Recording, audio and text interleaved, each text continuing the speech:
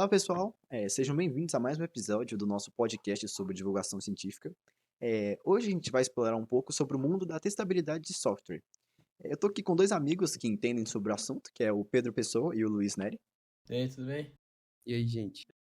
E hoje a gente vai tentar esclarecer o máximo possível de forma básica para vocês esse assunto. Antes de entrar no assunto, eu vou tentar explicar com um exemplo aqui o que é o teste dentro de um software. Só que eu vou usar um exemplo dentro da culinária. Quando você está fazendo um prato com uma receita pronta da internet, no final você prova o prato e vê se a receita saiu como esperado ou não. No software, ele é parecido, mas em vez da gente deixar para ver se o software deu certo no final, a gente vai fazendo isso de formas parceladas durante todo o processo de criação do software. E como eu sei que o teste em si, a testabilidade, é uma coisa que as pessoas têm um pouco de dificuldade, eu vou fazer algumas perguntas para tentar esclarecer ao máximo as dúvidas mais comuns que tem. Como, por exemplo, o que é a testabilidade de software em si? Então, a testabilidade do software, ela é a capacidade do programa ser facilmente testado para garantir a qualidade dele. Então, tipo, em termos simples, é tipo você tornar uma receita de bolo fácil de provar para saber se está bom ou não. Então, no contexto dos softwares, isso significa que eles devem ser desenvolvidos de modo que seja fácil, né, de criar e executar alguns testes para garantir que eles estão funcionando como esperado. Ah, entendi. Então, a gente testa para garantir se o que a gente fez saiu como a gente pensava que ia sair antes de esperar o final.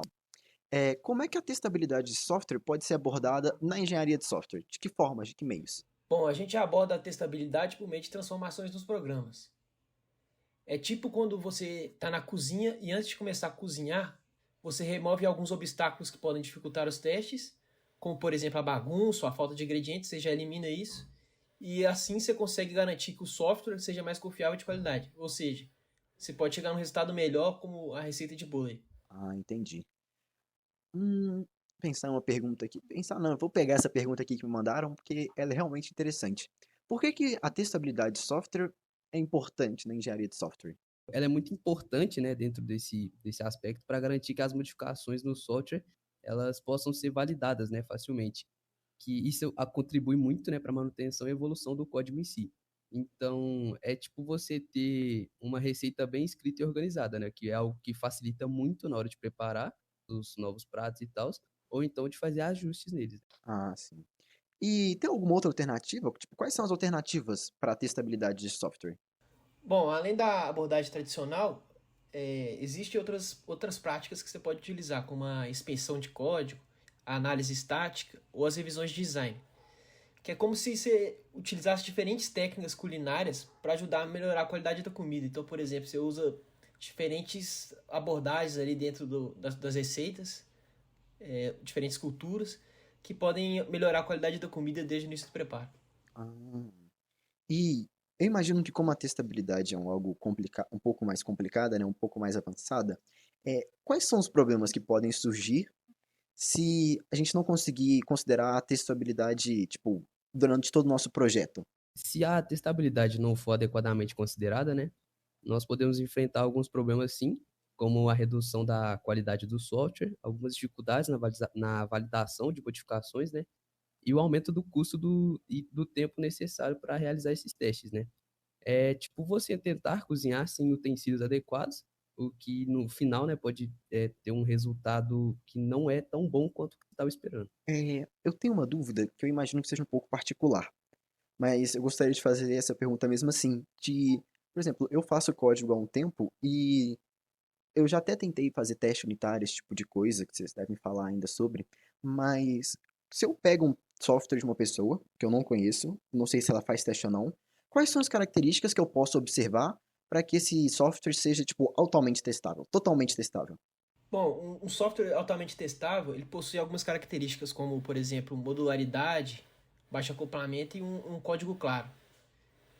Trazendo para a receita de bolo aí, a gente consegue observar, por exemplo, ingredientes separados, algumas instruções claras, e essas instruções claras, esses ingredientes, eles conseguem facilitar o processo de testes. Eu gostaria de saber também de que formas que o software ele pode ser testado, porque eu sei de teste unitário, mas eu também só sei desse, para ser bem sincero. Então, de quais formas, ou outras formas, no caso, né, o software consegue ser testado? Tem muitas formas e maneiras, né, de testar um software, incluindo esse teste unitário que você falou. O teste unitário em si, ele serve para verificar algumas partes, né, individuais do código. Temos também teste de integração para a gente garantir que diferentes partes, né, do código funcionem bem juntas. Temos também teste de aceitação do usuário para ter certeza que o software atende às expectativas dos usuários finais e tal.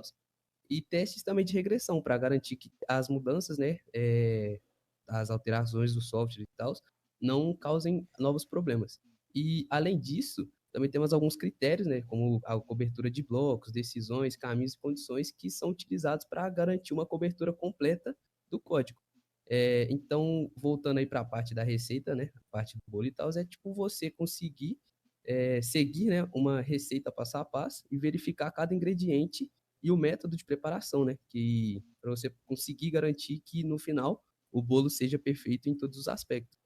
Então, essas abordagens que garantem que o software seja robusto e confiável, né, e atenda às necessidades dos usuários finais em si. Ah, sim. Então, com isso, o software vai garantir 100% que o que foi pedido vai ser abordado e não vai precisar de refatorar nada depois, mesmo da entrega do software, né? Isso apenas com os testes. Ah, então, muito bom. É uma coisa que acho que todos nós devemos começar a praticar até mais, né? Só para finalizar aqui, como vocês estão falando, assim, do software, do teste de software, da importância desse teste de software, como que a falta do teste pode afetar no processo de desenvolvimento, para um desenvolvedor de software? Porque como são grandes equipes, normalmente, que trabalham para grandes softwares, né? Como é que a falta de teste pode afetar o processo de desenvolvimento desse software? Bom, a falta de testabilidade no software é como se você tentasse cozinhar em uma cozinha totalmente bagunçada. Você não vai conseguir chegar num resultado legal e o processo vai se tornar muito mais difícil e demorado. Então, a falta de testabilidade ela pode causar dificuldades na detecção de falhas, aumentar os custos de manutenção e pode chegar até a atrasar o lançamento do produto final. Não, e esse trem de atrapalhar a entrega, nossa, é um problemaço, viu? Mas, então, com isso a gente chega ao final desse nosso episódio sobre testabilidade de software. Eu espero que todos vocês tenham compreendido sobre o assunto e poder falar um pouco sobre teste de software agora, né? Se sentirem um pouco mais seguros para poder conversar sobre esse assunto e tudo mais e entender a importância disso. Esse episódio foi desenvolvido para a disciplina de Introdução à Pesquisa Informática, que é lecionado pelo professor Lesandro, e nós somos alunos da PUC Minas, do curso de Engenharia de Software. Então é isso, agradecemos a todos vocês e é isso. Até a próxima.